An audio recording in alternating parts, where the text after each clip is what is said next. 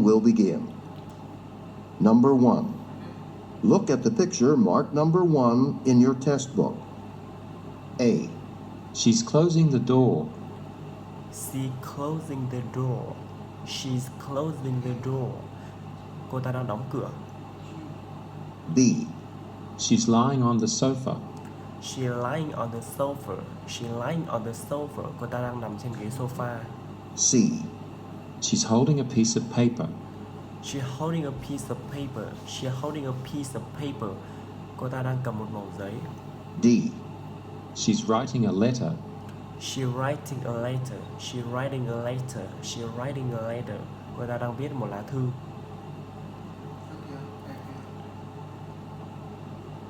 Number 2.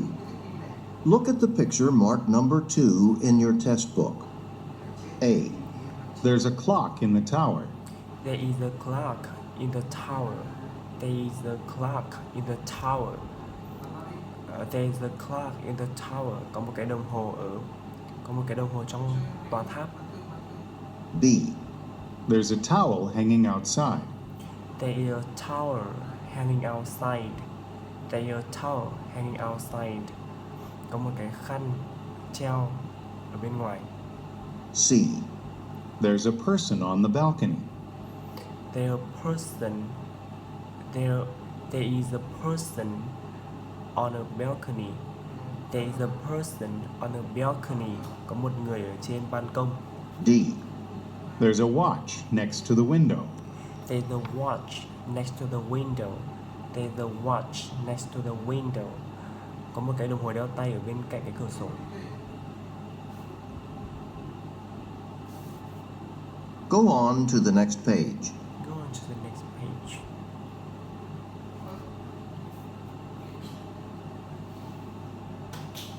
Number 3. Look at the picture marked number 3 in your test book. A. He's reading a magazine. He's reading a magazine. He's reading a magazine. Anh ta đang đọc một cuốn tạp chí. B. He's putting up a display case. He's putting up on display case. He's putting up on display case. Anh ta đang đặt lên trên một cái kệ trưng bày. C. He's getting into a vehicle. He's getting into the vehicle. He's getting into the vehicle. Anh ta đang bước vào xe. D. He's looking at a sign. He's looking at a sign. He's looking at a sign. Anh ta đang nhìn vào cái biển ký hiệu.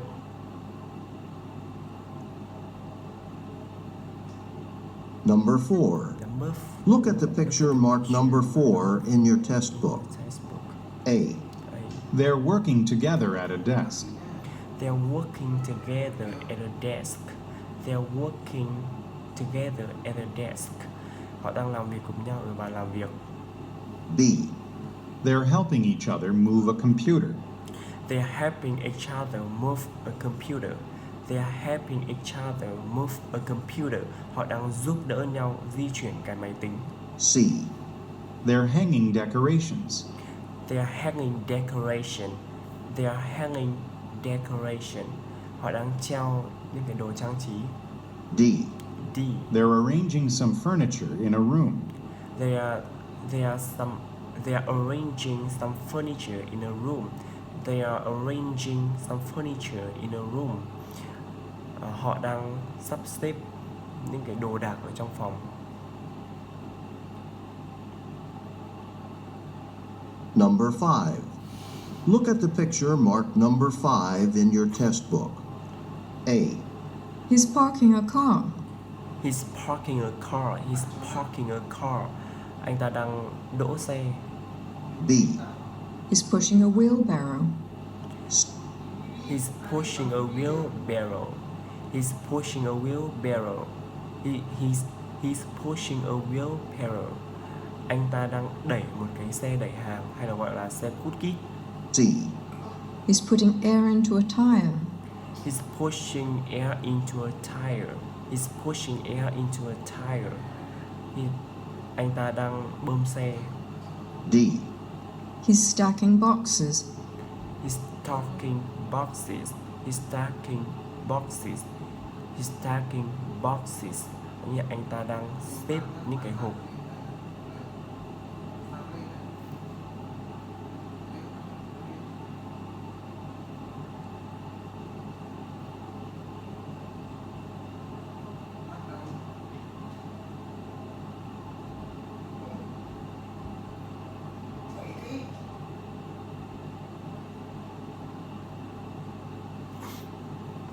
Be working at a construction site. Be working at a construction site. Be working at a construction site. Nghĩa là làm việc ở công trường.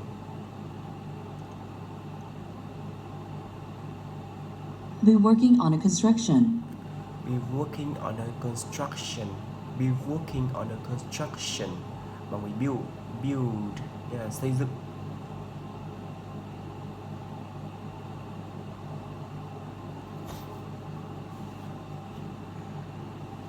Be working at a table. Be working at a table. Be working at a table. Làm việc ở tại bàn. Be riding on a bicycle. Be riding on a bicycle. Be riding on a bicycle. Đạp xe đạp.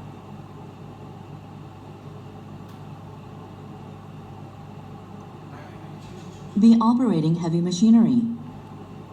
Be operating heavy machinery. Be operating heavy machinery. Tức là vận hành một cái máy thiết bị nặng.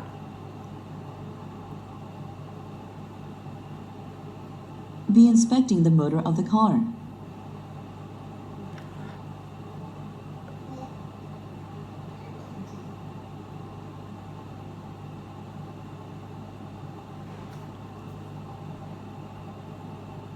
Be riding on a bicycle.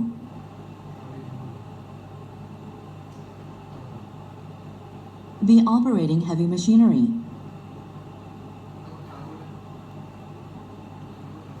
Be inspecting the motor of the car.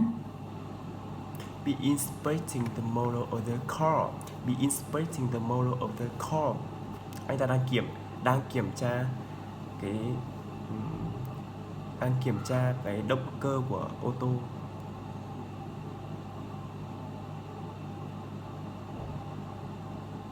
Be building a rock wall. Be building a rock wall. Be building a rock wall. Đang xây dựng một cái tường đá.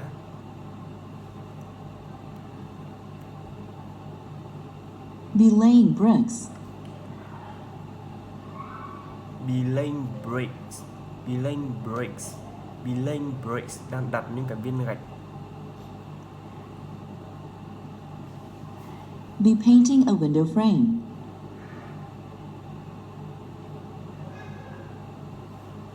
Be painting a window frame. Be painting the window frame. Be painting the window frame. Đang sơn một cái khung cửa sổ.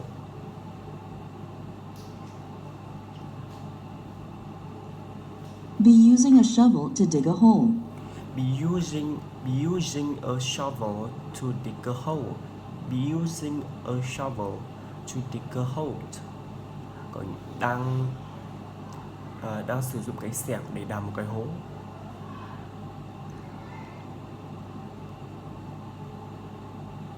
Be taking a measurement. Be taking a measurement. Đo lường.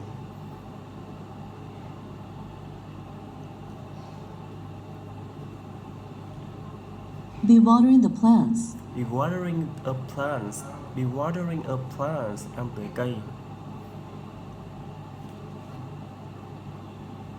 Be trimming some branches. Be trimming some branches. Be trimming some branches. Be trimming some branches. Đang tỉa một vài cành cây. Be taking care of some plants. Be taking care of some plants. Be taking care of some plants. Đang chăm sóc một vài cái cây.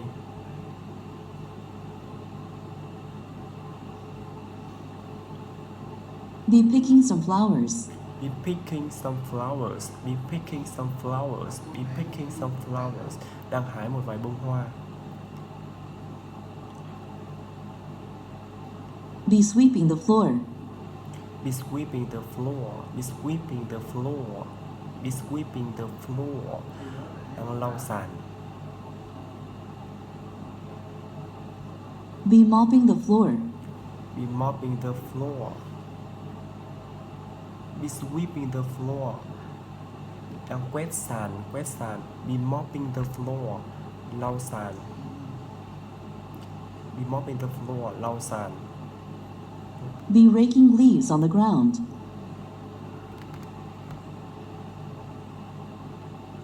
Be raking leaf on the ground.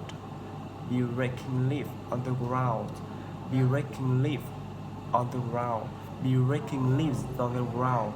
Đang cào những cái lá ở trên mặt đất. Be cutting grass in a pasture.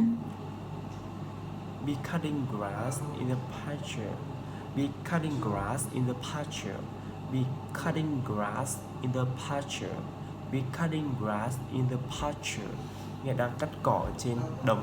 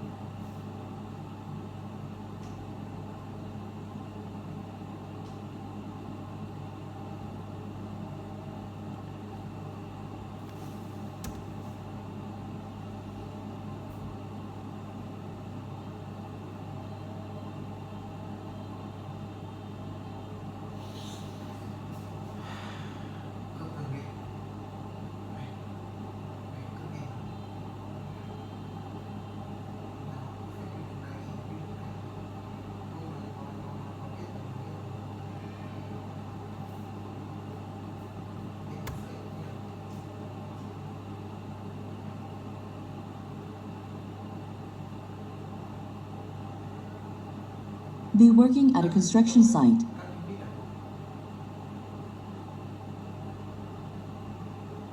Be pushing.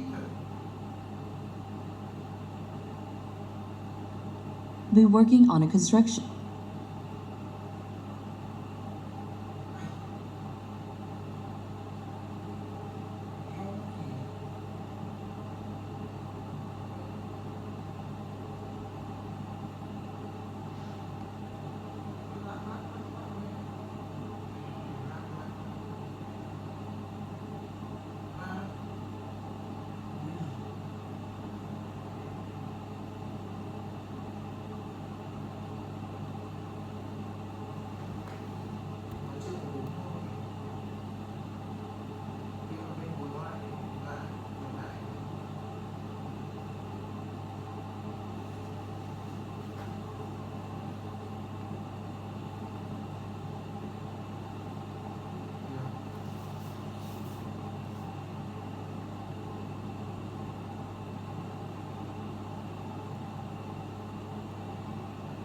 Be climbing up the ladder.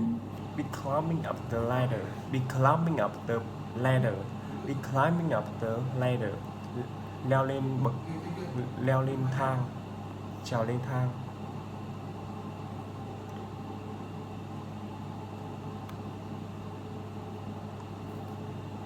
Be transporting some items on a cart. Be transporting some items on the cart. Be transporting some items on the cart. Đang di chuyển một vài món hàng ở trong xe đẩy.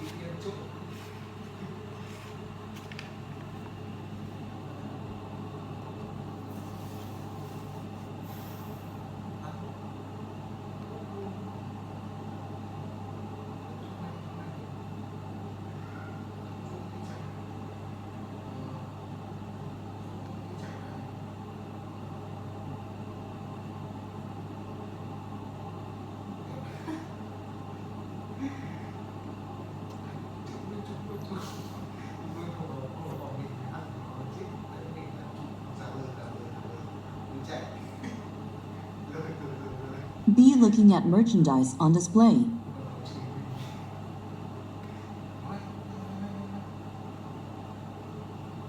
Be looking at merchandise on display. Be looking at merchandise on display. Now I'm moving to the I actions. The first one is looking at. Be looking at merchandise on display, nghĩa là nhìn vào một vài thứ hàng hóa ở trên màn hình.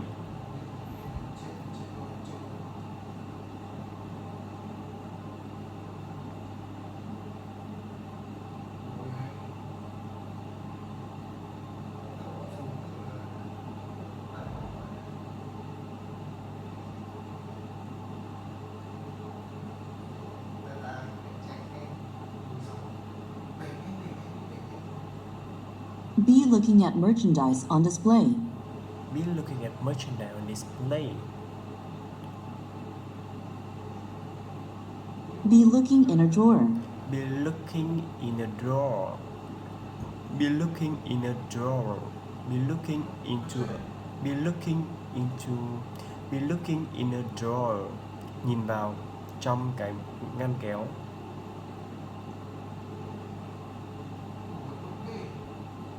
Be looking out the window. Be looking out the window. Be looking out the window. Nhìn ra ngoài cửa sổ. Be examining some papers. Be examining some papers. Be examining some papers. Be examining some papers. Nghĩa là kiểm tra một vài tờ giấy.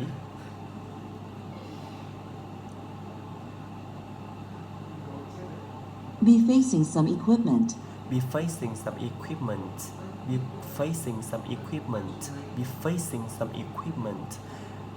Nhìn vào một vài thiết bị.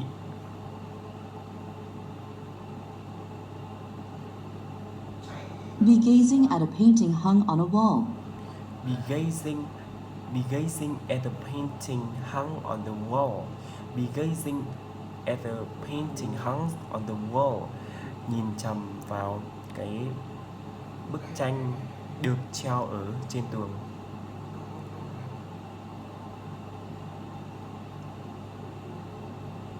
Be gazing out at the scenery. Be gazing out the scenery. Be gazing out the scenery. Be gazing out at the scenery.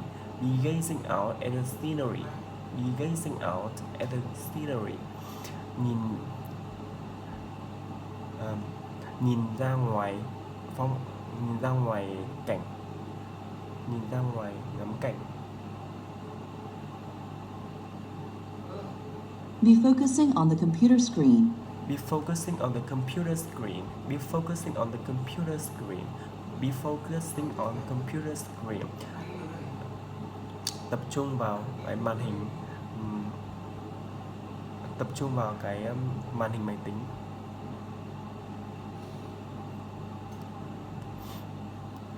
Be watching a musical performance.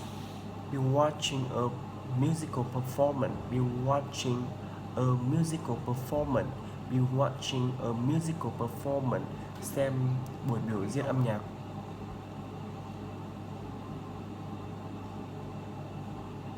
Be viewing a document in a notebook. Be viewing a document in a notebook. Be viewing a document in a notebook. Be viewing a document in a notebook.